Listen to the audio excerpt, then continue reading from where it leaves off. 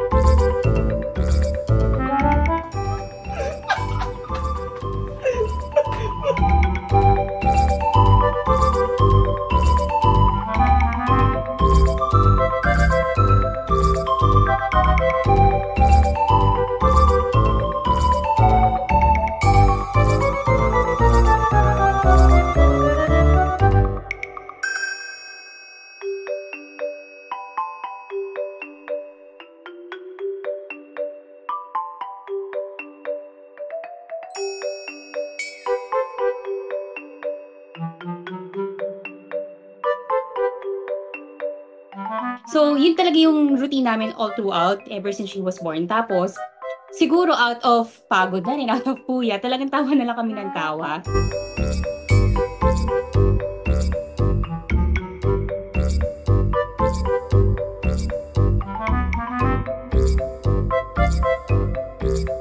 Since millennials po kami, parang iba na po talaga yung approach namin. More on, mas hands-on po kami, mas gusto po namin kami po yung nag-aalaga, gusto po namin masaya po lagi. Para masasanay po siya na paglaki niya, ganito po pala yung happy home, ganyan. Yun yung talagang pinaramis namin sa isa't isa na we will give her the best childhood memories.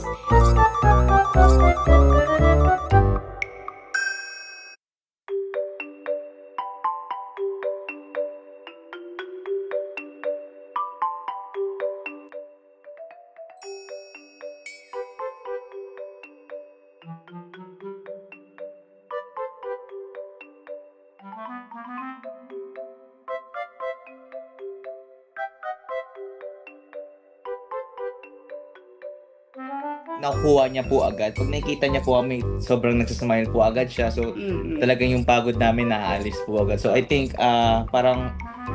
it's safe to say po na medyo effective po siya. Tsaka, nami-mirror din niya kung ano yung personalities namin as parents. Kasi, lagi talaga siya nakangiti, lagi siyang masaya.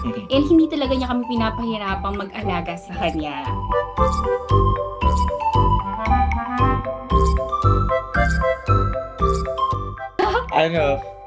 Siguro Tawanan niya lang. Tawanan niya lang din. Mga first time, to all the first time parents, sa una lang naman mahirap. Kasi sa susunod, mas mahirap na po. Hindi, pero ayun nga, kidding aside, para kasi it's too cliche to say, but totoo yung sinasabi nila na parang cherish every moment po. Make each memories last And po. also, sabi nga nila, di ba, it really takes a village to raise a child.